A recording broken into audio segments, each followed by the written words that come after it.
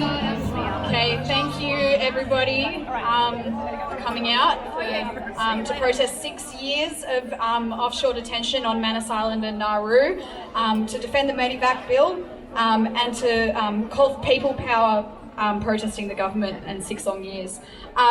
We do have an Auslan interpreter here today, so if you're with anyone who needs that, just send them up to the front here. So just before we start off, it's very important that we acknowledge whose land we're on. So I'll hand over to Faith to give an acknowledgement of country.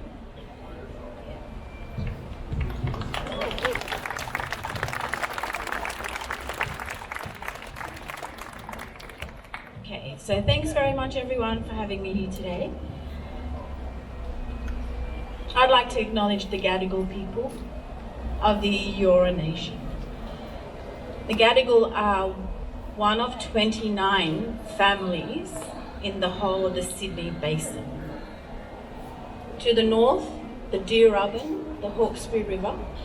To the south, the Georges River, the Darwell River, the Nepean River, and also the Barramadigal, which goes up to Parramatta. The 29 families once inhabited this land. Right here is Gadigal people. And we had the first, this is where the shock wave of colonisation began. And it went right throughout the land. Now we are 3% of this population. So we can feel for our brothers and sisters who have been alienated from their land also. We share that. And as I can see, it's wonderful to see people who can support this cause with a humanitarian perspective, that we are all people. And seeing people being terrorized and leaving their countries and not knowing if they're going to survive that journey, but living in fear and those perilous journeys, and handing over their children so that maybe they can be saved, and sacrificing that part of them. So I'd like to thank you all for having me and for acknowledging that we are here to support you. We share the same aspirations to save our people as a human race. It's not us and them, conquer and divide. We are here together. Thank you very much for having me. Thank you, Faith. And we too, as the Refugee Action Coalition, would like to acknowledge the traditional custodians of the land, the Gadigal people, and that's something that is always part of the refugee movement in Australia, is remembering that sovereignty was never ceded. And that's at the centre of this fight as well. So my name's Tilly, I'm from Refugee Action Coalition. We've got quite a few speakers today, and before we kick things off, I just did want to remind all of us of something, because it's been 6 years of offshore detention. There's a lot of horrors and heartbreak and outrage, and we always have to remind ourselves, of the other side of that, which is the power that we do have in standing up. People might remember we were here in October in the CBD about 6 months ago, 9 months ago, to protest, to call for kids off Nauru and everyone off. I got a sticker from that rally that said kids off, everyone off. And earlier this year, I got to tick off the first part of it. That's the power that we do have as a movement.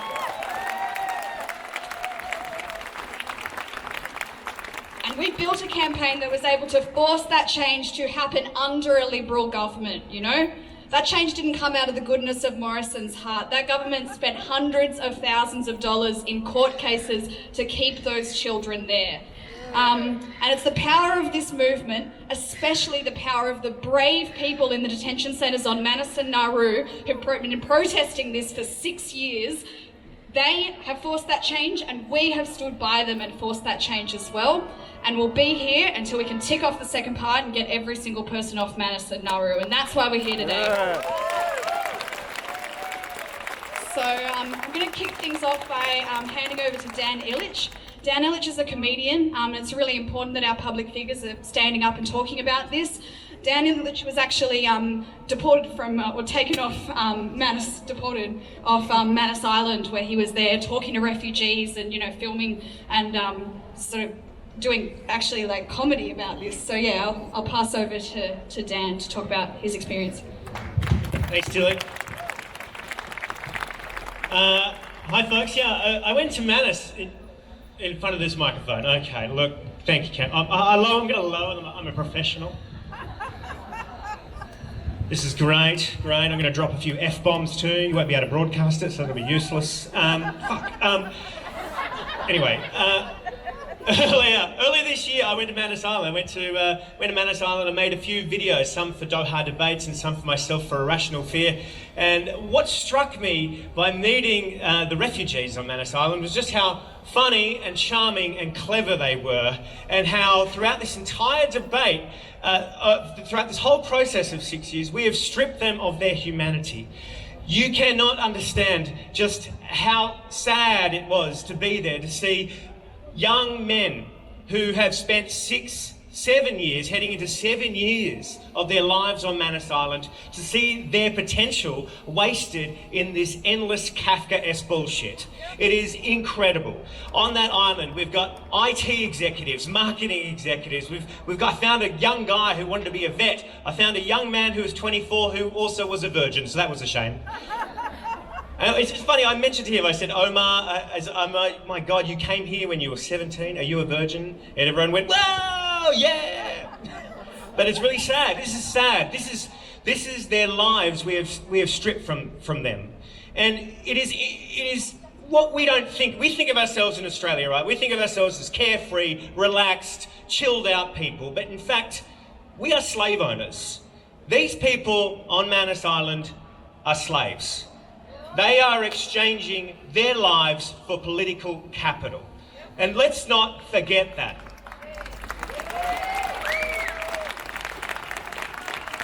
I can't remember how many of these rallies I've attended. I can't remember how many vigils I've sat here in the cold with a candle. I can't remember. It's so crazy. It's been so long. So please, all of us need to do our best to hold our government accountable, because if we don't defend their humanity, we may lose ours.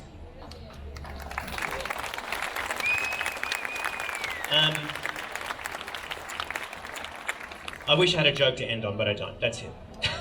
All right, thank you. Thanks, folks. Thanks so much, Dan. So I'll hand over next to Shannon Potter. Shannon's from Young Labour Left and has been speaking out about this for quite some time. Thanks, Shannon.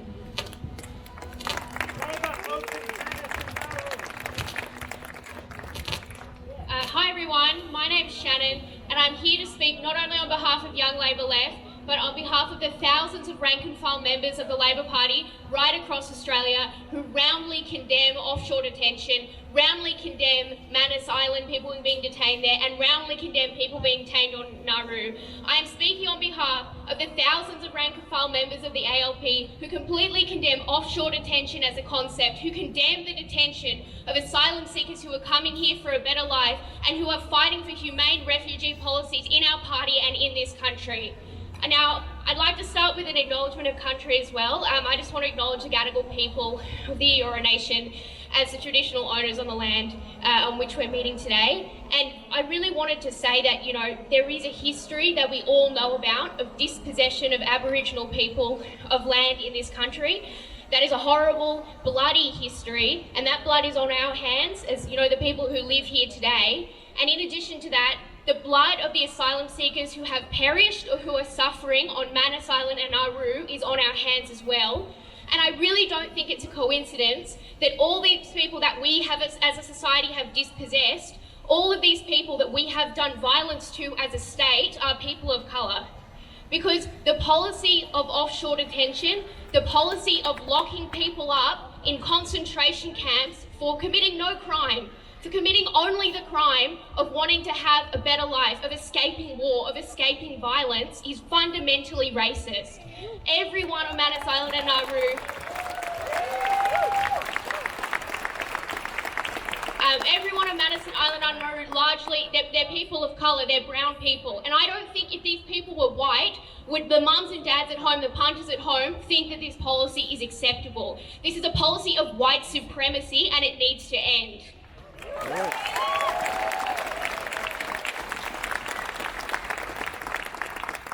Now, I know everyone here would know this because I know that for the last 6 years, many of us here have been completely committed activists to changing the policies, the bipartisan policies of locking people up in offshore detention.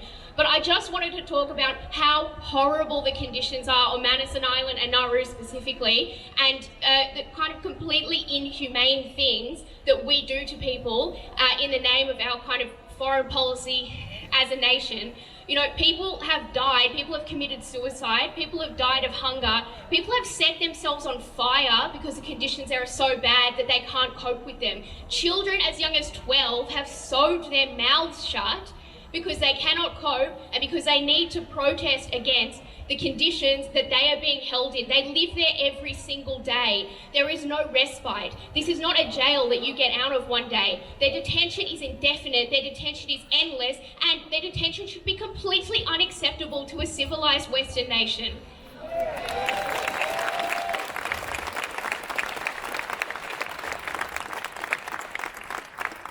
So I think it's completely unacceptable that we have the two major parties in Australia completely lockstep on this, in complete support. As someone shouted out at me when I walked up here, Labor introduced this policy. That's fucking shameful. That is fucking shameful. And the reason that I'm still, after all these years, I left the party over this policy years ago, but I came back. And the reason I came back is that I believe that we can fight for the Labor Party to change its policy and for the Labor Party to one day have a humane policy on refugees. And that is something that I and my comrades in the Labor Party will always be fighting for and have always been fighting for. Now, Labor hasn't won an election in New South Wales for 12 years. Labor hasn't won an election nationally for almost a decade. It's clear that the Labor Party's tactics in winning elections are not working.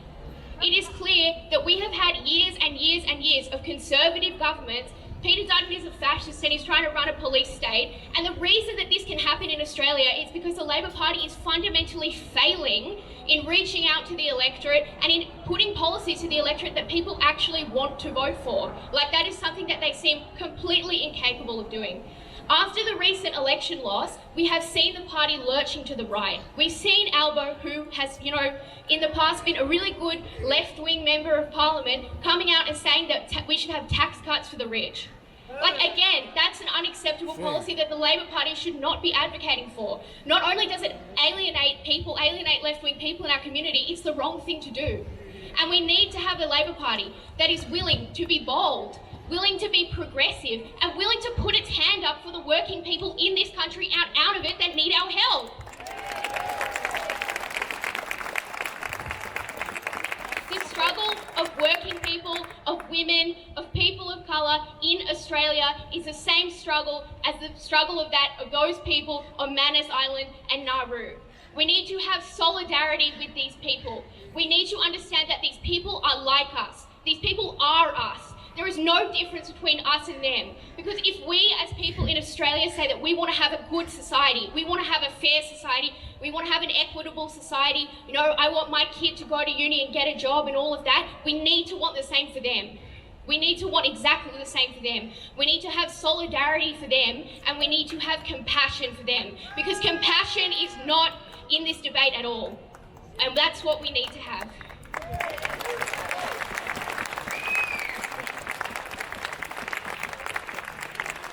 So I'd just like to finish with a message to the leadership of the Labor Party and, all those Labor Party members out there who, might have the same views but might feel alienated. If you're a party member, go to your branch meeting, pass motions, and demand that our leadership change their policy, change the way that we're doing things, and have a humane policy on refugees now. Thank you.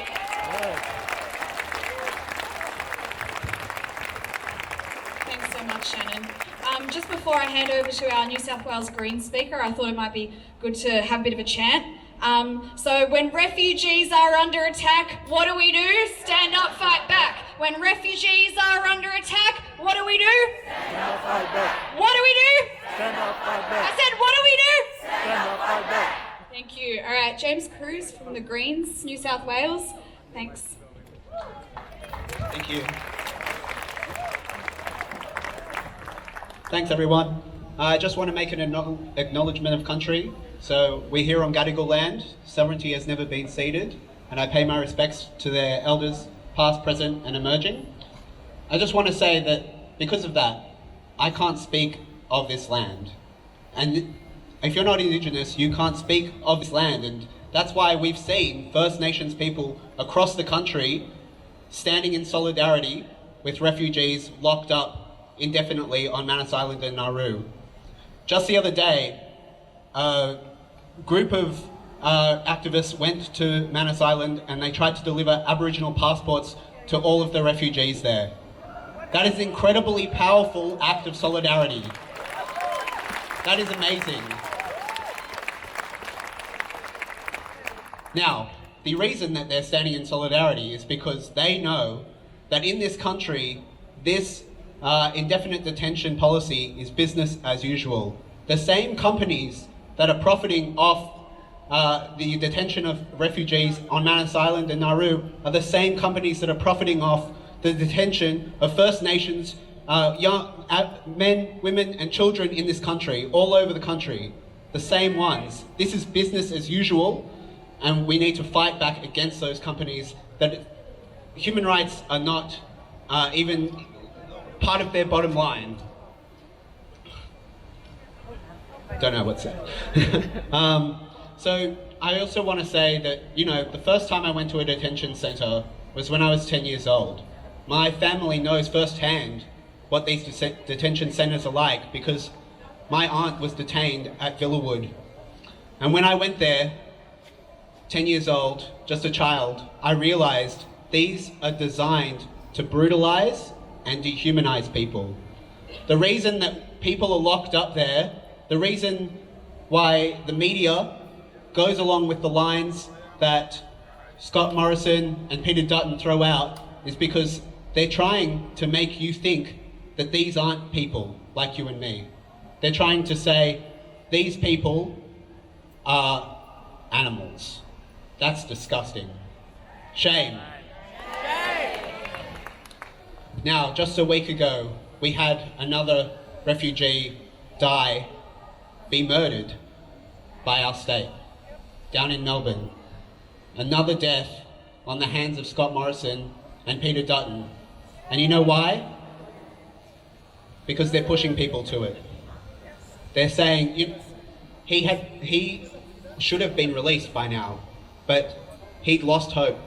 And so being pushed to end your life is unfathomable for most of us. But this is the reality that these people live in. It's really incredibly shameful, and I do not want to stand for it. That's why I think that we need to speak about how we can end this.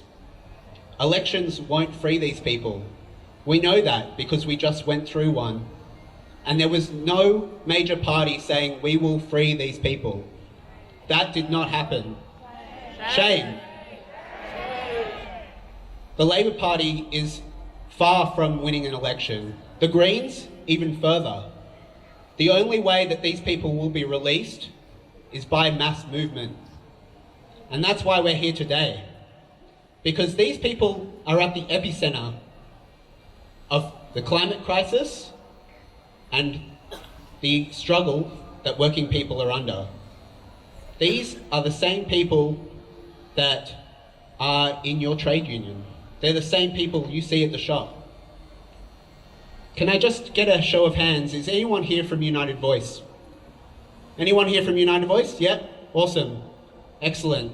United Voice represents a huge number of migrant people, particularly migrant women and refugees. They also represent guards.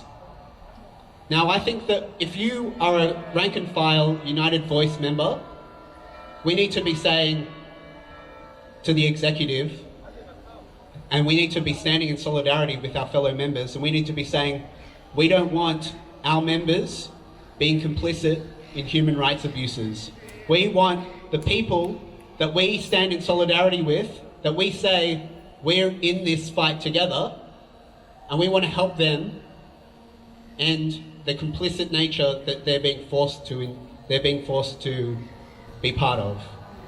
I think that would do a wonder, particularly for unions for refugees, of which I'm a part of, in bringing this country to its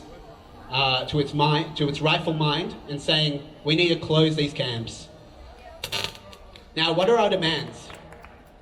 Our demands are we want to close these camps and we want them off Manus and Nauru. Yeah, of course they are. But we also want a solution. We want to build pathways for refugees to come here safely. Yes. Okay? We need to make sure that people who are rightfully seeking asylum, as is their right under the UN conventions, that they can come here safely and that we provide a way to do it. Yes. And finally, we want to live in a future where we see Scott Morrison and Peter Dutton held accountable for this. Yes. Yeah? We want to see them held accountable in The Hague for human rights abuses.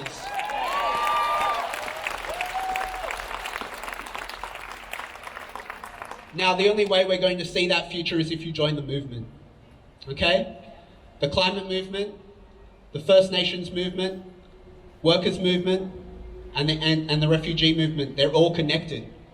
They're all connected because if we're fighting against the same companies that are locking up Aboriginal people, if we're fighting against the companies that are running Manus and Nauru, if we're fighting against the same companies that are trying to take away your penalty rates, they're trying to take away your wages and conditions, and we're fighting against the same companies that are profiting off climate change, then we know they're all connected. So however you can get involved, we need to make sure that we realize that all of our struggles are connected. Thank you. Now, just to end, I heard a lot this year, particularly through the election, people asking me, where is this country's heart? Where is this country's compassion? Well, you know what? It's standing right here. Thank you.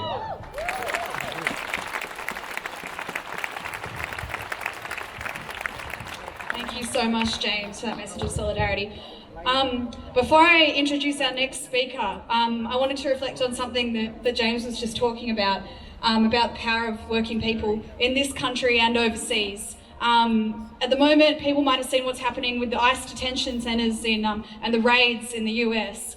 And I saw the other day on Facebook a post about there was a group of activists demanding close the camps and picketing an ICE officers.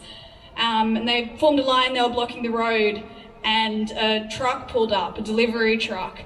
And these people who were protesting detention and everything that's happening to refugees globally walked up to the driver of the truck and explained to him, there's a picket line here, and we're not, you can't cross, we have to stand with refugees. And of course, that man, as a union member, as a Teamster, jumped out of that truck, went and bought himself a coffee, and then leaned on the horn and drove off. And that's what we need in this country. We need people to stand up as working people and have that solidarity. That's something that we really share. So I'm going to pass over to Rita Malia, who's the New South Wales President of the CFMEU. Thanks, Rita. Thank you, and thank you for the speakers before me, who really detailed, what torture and what tragedy is happening on Nauru and Manus. In opening, I also want to acknowledge that we meet on Aboriginal land and pay my respects to elders past and present. On behalf of the CFMEU and MUA, I've got a couple of MUA comrades out there in the audience, I would acknowledge all of you. I mean, you have all kept this issue alive. You are the voices for those who have no voice, and as trade union officials and trade unionists and members of unions, we have to just continue to be talking to our members, talking to our families, talking to our people in our communities, in wherever we can to keep this issue alive, and as someone said previously, to hold the government and hold all politicians who think this is a good policy to account. I actually really want to particularly shout out my comrades here from Labor for Refugees, and no one supports, a lot of us in the Labor Party do not support the Labor Party's position on mandatory detention, and these guys fight in and out at every single forum, at every single conference, at every single congress. They are just undying in their efforts to get policies and motions moved to move the Labor Party on this issue, and I have no doubt that they'll continue to do so. It's probably really easy to get despondent post the federal election. I know as trade union officials, the first thing that happened was the attack on the CFMEU, no surprise. But at the end of the day, we've just got to keep fighting. We've got to remain solid. We've got to just continue to provide solidarity to those in Manus and Nauru. In the construction industry, we have many, many immigrants. It is the industry that a lot of men and women end up in when they first come to this country, either temporarily or permanently. And they work hard, they pay their taxes, they raise their families, and they aspire to provide for their families a better future. And the men and women in Nauru and Manus, that's all they want, and they deserve no less. And being locked up without charge indefinitely cannot be a legitimate immigration policy, and it has to end and end immediately. It's inhumane.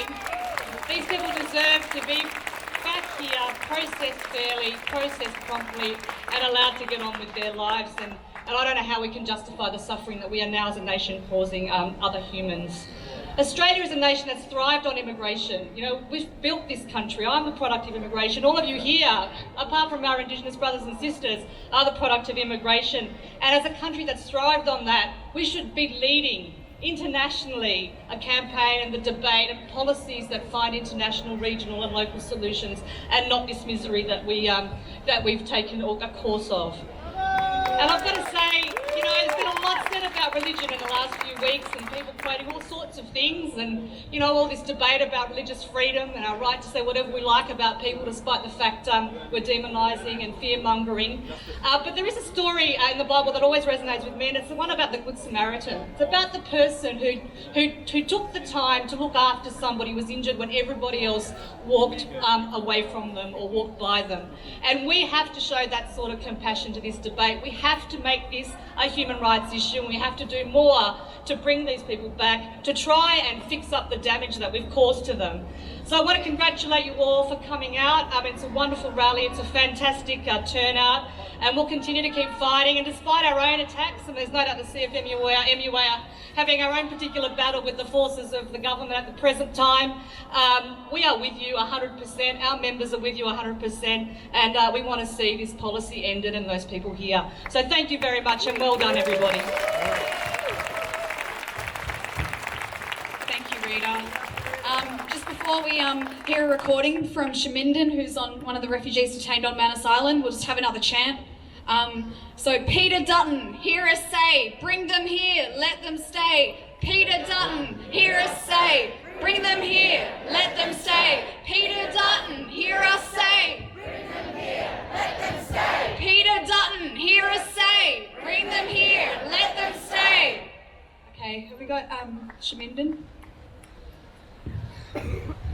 Hello dear brothers, sisters and friends. Thank you to everyone for being part of the rallies that are happening across Australia. It's important to know that there are people in Australia who are fighting against the inhuman policy of Australian government. We have been kept illegally for the last 6 years, and now we are stepping 7th year of indefinite detention. We have been separated from our families. We have been unable to support them, with no chance of education and future, with no proper medical support. We have been dumped on these remote islands.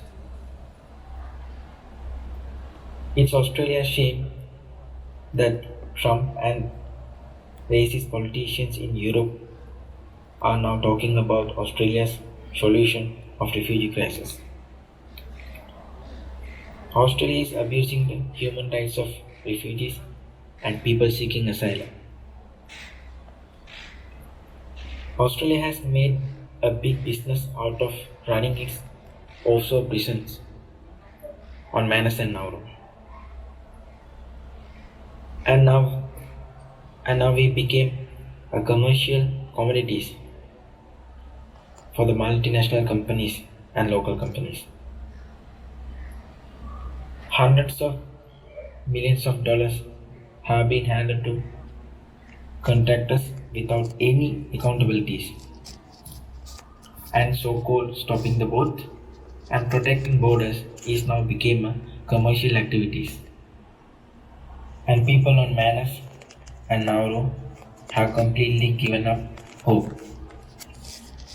There is a little medical help, and there have been so many incidents of self-harm and suicide attempts since Scott Morrison was re-elected again on 18th May. And this is the third time they came to power since July 19 policy was imposed on refugees who came to Australia. So far, some refugees have already gone to United States, but hundreds of people have not been accepted to go there. And sadly, the Australian government has rejected New Zealand's offer to resettle 150 refugees from Manus and Nauru. We are facing still more months, possibly years of imprisonment, and our future is in limbo, is in a complete limbo. The Australian government is trying to repeal the Medevac bill. We need to stop them repealing the bill because it's more important for the men who are waiting for proper medical treatment. Some people have been transferred for medical help. Everyone is sick after 6 years of indefinite detention with lack of medical facilities. And there are big problems with mental health which need immediate medical attention. 6 years of indefinite detention has completely destroyed our mental and physical health. Medevac is going too slowly. So many needs urgent help. But if Dawton repeals the Medevac bill, he will get away with denying medical help to people who desperately need it. Australia has the whole responsibilities for denying proper medical care. 6 years is too long. And for the last 6 years, we have been trying to hold our voice and miseries to the world. But sadly, people are very deafened. On the 7th anniversary of July 19 offshore detention policy, it's time for the Australians, no matter whether they support refugees or not, to think, why do they allow their government to spend their billions of tax to keep this camp occupied?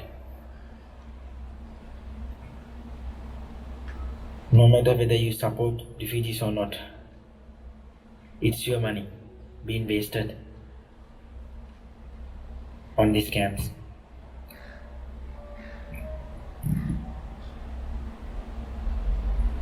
We are human beings just like you. We need a safe place and safety and freedom. And once again, thank you to everyone who is fighting for our freedom. The rallies in Australia give us a hope that we are not alone, in our fight. And we are really overwhelmed by your solidarity and support and love. Thank you so much.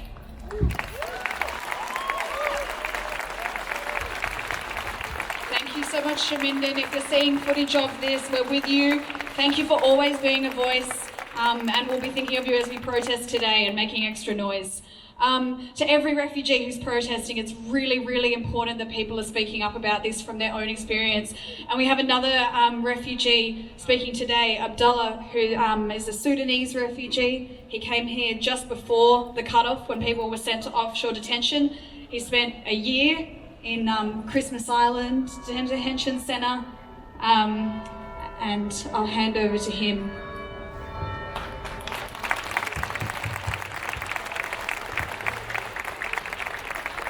Thanks for speaking up, Dad.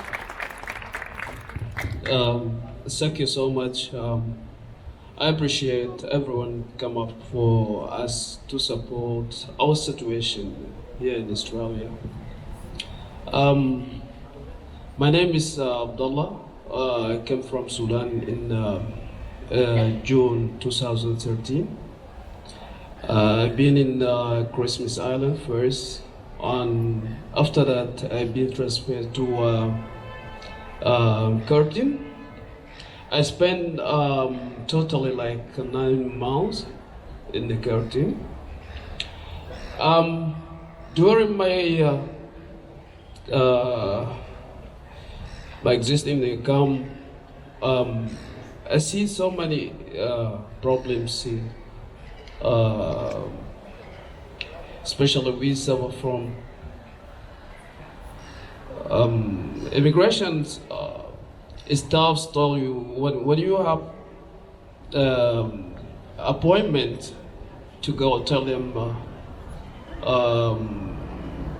you're just expecting some news, come from the to be released soon or something like that. Your expectations. Unfortunately, when we go there, they say you're gonna go offshore.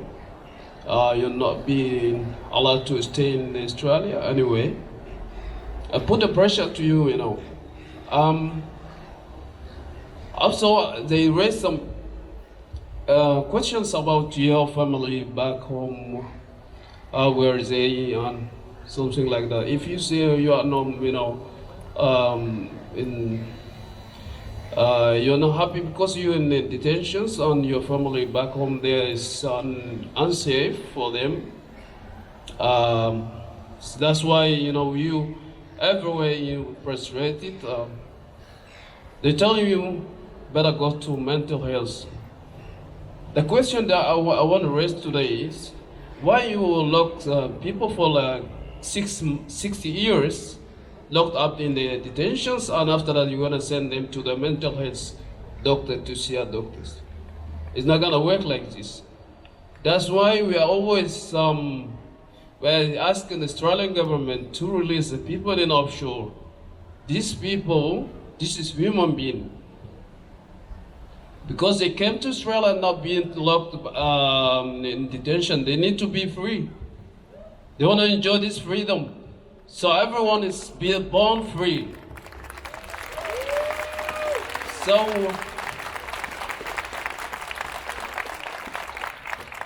thank you.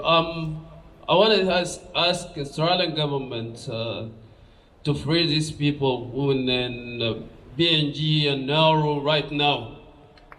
Right now. That's enough. That's enough. 6 years. 60 years. It's too long. My brother-in-law, he came after July 2013 after me. He came and after that he took transfer to PNG. His daughter is just only 10 years old. Now when he came, he's only 4 years old. My kids and I got 2 kids, son and daughter, in the same age. In 2017, I've been granted TBB or safe haven visa. So I bring my family. My wife and his wife living together with their parents. His little daughter say, my dad also coming to see us together, or because you saying you want to see your daughter and sons. I say I'm not sure because I can't give the answer about it. When I met my family last 2017 in Asia, in Thailand, she was crying because she want to see her dad. Our dad now 6 years in the camp. So the camp problems, put like too much pressure on us, to our family, because we have a loved one waiting for us to look after them. So I've been working in back home before I came to Australia in humanitarian aids in Sudan,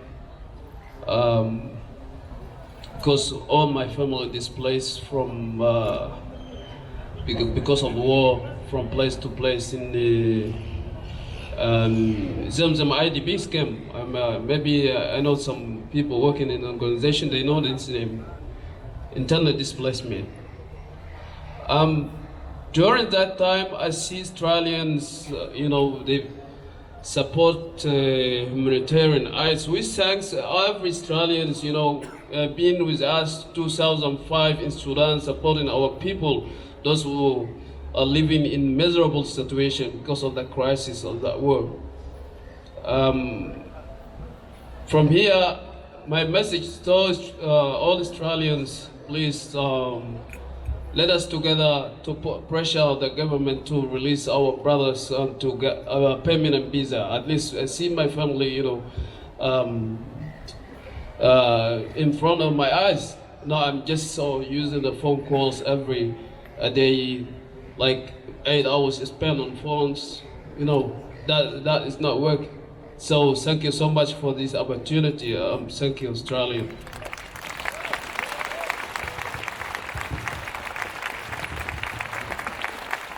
Thank you so much, Abdallah. A couple of quick announcements before I hand over to our last speaker. RAC has heard about this. There is actually an action coming up to protest the conditions of refugees on temporary protection visas. Keeping in mind that horrors are still happening on shore and the policies on shore are just as inadequate. So there's, on the 29th of July, there's a protest in Canberra. So for anyone who's going to be in Canberra at that time, please be there for that. Also on the 29th of July, on a Monday night, RAC, we meet every Monday night and we're always open to new people, as part of building this kind of public pressure. We need lots of people involved in the campaign. Our meetings are open to everybody, and the one on Monday the 29th will have sort of a bit of an introduction to refugee activism, a bit of info on sort of the main points in the campaign at the moment surrounding Medevac and some information about that. So if anyone's been looking for a way to get more involved in this, please do come along to our meeting, not this Monday, but the following Monday. So I'll hand over to Nick Reamer. Nick Reamer's someone from Refugee Action Coalition who's been doing this for many, many years. Thanks, Nick. Thanks very much, Tilly. And thanks particularly to Shamindan via the recording and to Abdullah in person. It's fantastic to have your voices here. Thanks so much for being here. And I'll start off, of course, by acknowledging that we're meeting on stolen land, land of the Gadigal people of the Eora Nation, land whose dispossession continues right before our eyes. 6 years is too long. Let's think of all of the things you can do in 6 years. You can have kids and send them to kindy. You can really master a musical instrument. You can finish high school. But what have the men and women on Manus Island and Nauru been able to do in that period? If they're lucky, they've been able to survive. And that's if they're lucky, because plenty haven't. And let's just remember some of them now. Farabors, Salim, Rajiv, Faisal, Rakib, Ahmed, Syed, Reza, the two Hamids. I could give more names. All of those lives have been pointlessly sacrificed for Australian border protection and its meticulous, orchestrated insanity. And that is a deep shame on this country.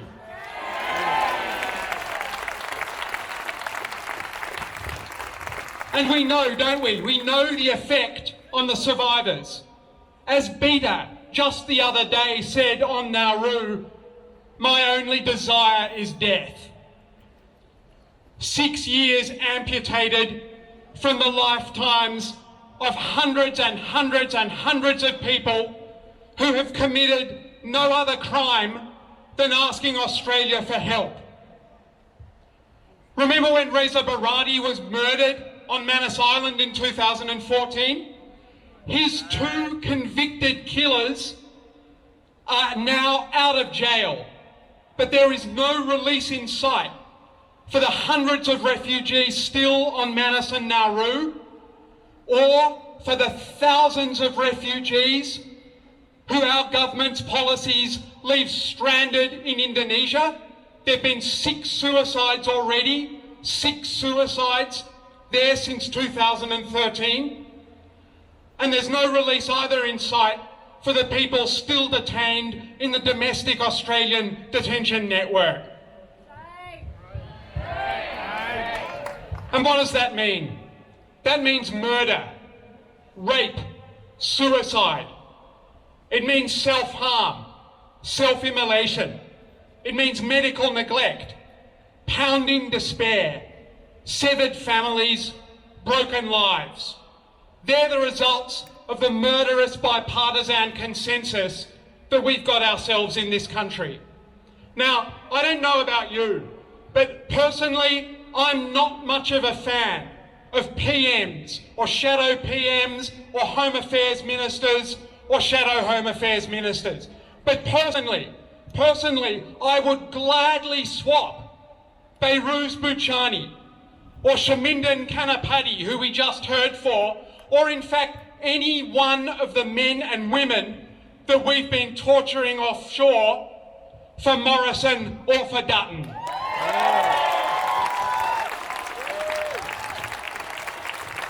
And I think we all see why that's the case. Because that's not just some stupid rhetorical exaggeration which I'm making in order to please a crowd. Because politics, what's politics about? Politics is about power. It's about equality and inequality. It's about justice and injustice. It's about life and death. And those refugees, our political prisoners, have, I think, a far deeper understanding of those things and of the cost of ignoring them than our happy-clappy, vicious Prime Minister and that thug from the Queensland Police who's currently in charge of Home Affairs.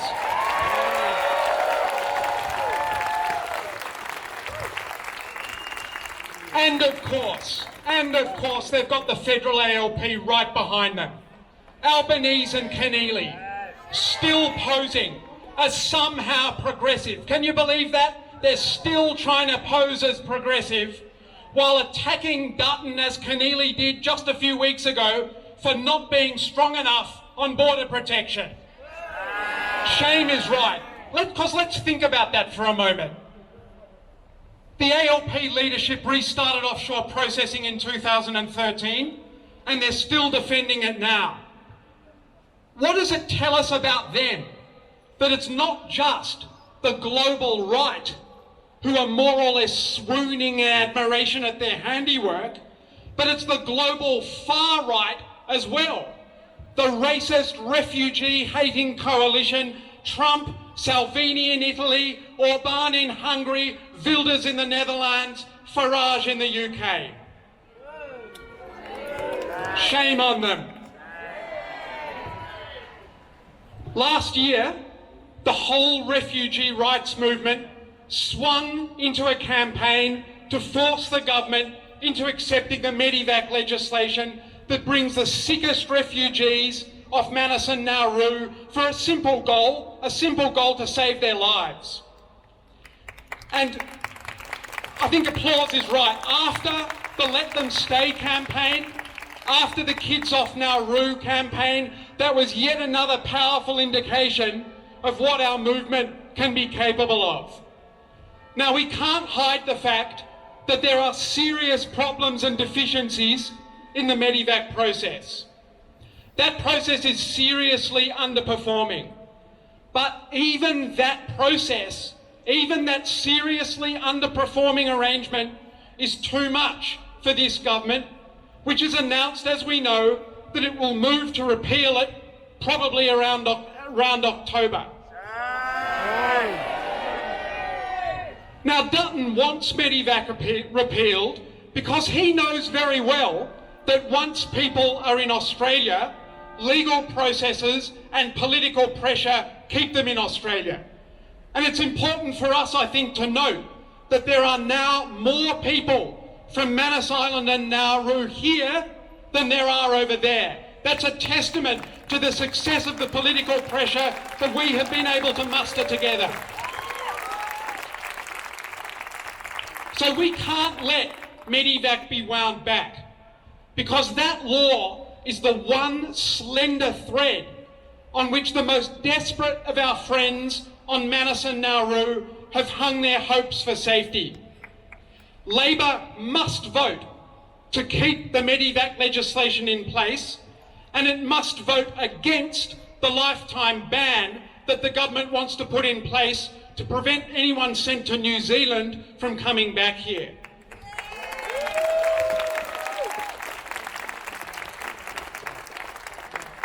Now, it looks as though, with the current balance of forces in federal parliament, it looks like everything is going to come down to Jackie Lambie. So this meeting now, this rally now, I think I can speak on behalf of all of us. We call on you, Jackie Lambie, not to do what you shamefully did with the tax package just recently, namely sell out justice for a miserable short-term bribe. Now, Jackie Lambie may think that she can negotiate with the government again to get the best possible deal for people doing it tough in Tasmania, but that's deeply deluded. The way governments treat refugees is related to how they treat everyone else, whether that's in Tasmania, whether it's in the Northern Territory, or whether it's here in Sydney. And the refugees on Manus themselves recently put it extremely brilliantly, I think, and I think Dan it was, who was already referred to this. The refugees on Manus said that they're giving Australia their best years as political slaves in an experiment to see how cruel a democracy can be with people. Political slaves in an experiment to see how cruel a democracy can be with people. Well, you know, Aboriginal people know how cruel this democracy can be with people. And the boat of activists, we've already referred to this, I think James referred to this, the boat of activists that's going up to Manus Island to confer Aboriginal passports on the asylum seekers there is a powerful indication of how refugees and Aboriginal people are intertwined and are both objects of the government's persecution, and for connected reasons.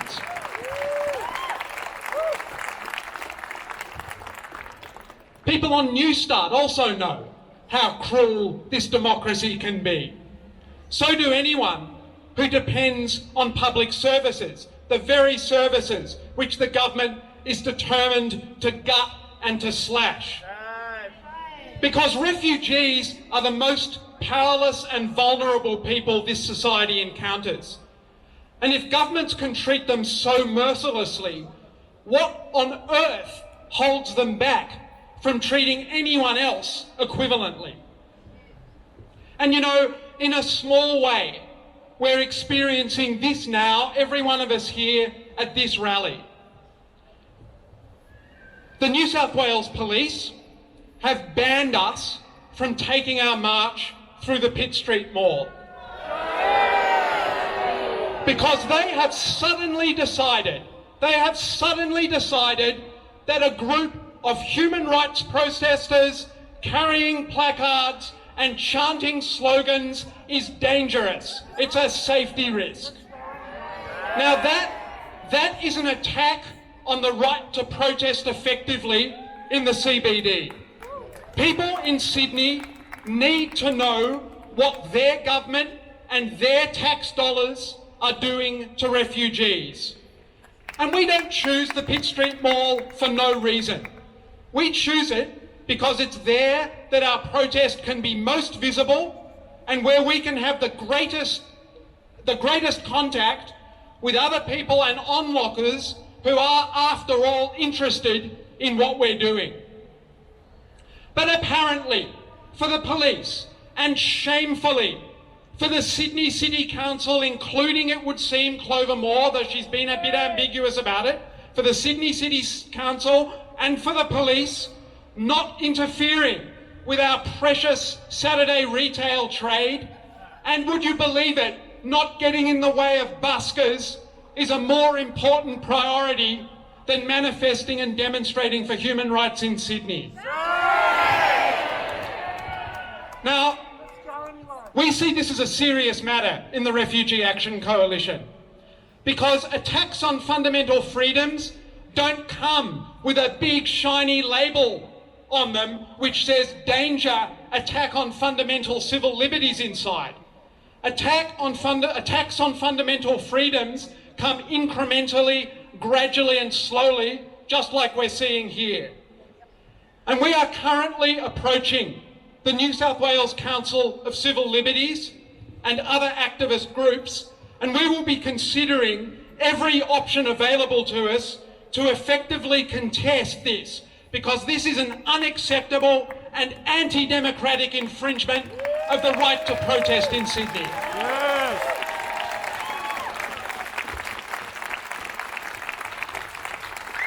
There's a simple way to put this, I think. We simply have to smash the politics that allows this to happen. We have to politically smash the consensus that says that human rights protesters must be silenced, and that's the same consensus that locks men and women up on Manus and Nauru and drives them to suicide and despair and self-harm and torture. Because it's ultimately not law or the courts that are going to create the pressure we need to end this nightmare. Let's demonstrate to Sydney today, as we march in a few minutes, that refugees are welcome here. And in Dutton and in Morrison, as we do that, let's remember that in Dutton and Morrison and their far-right friends around the world, we have nothing short of a racist international of hatred and division lined up against us, which is trying to export the Australian model of offshore detention and set up these island or offshore refugee hells all around the world. By marching today, we, right here, right now, what are we doing? We're building another international lined up against that racist, hate-filled one. We're acting in concert with refugee movements around the world, with Indigenous justice movements, with migrant and social justice and workers' groups all around the world. And what we're building by marching today and by attending this demonstration is an international of solidarity, of justice, of peace and of freedom, to close those murderous camps and to bring every last man, woman and child in them to safety and to end this nightmare now. Thank you. Thank you so much, Nick. All right, we're going to march. If everyone can remember on the way out that there's some rack collection buckets that we need to make protests like this happen. They'll be on your way out. They're bright pink. People will be shaking them.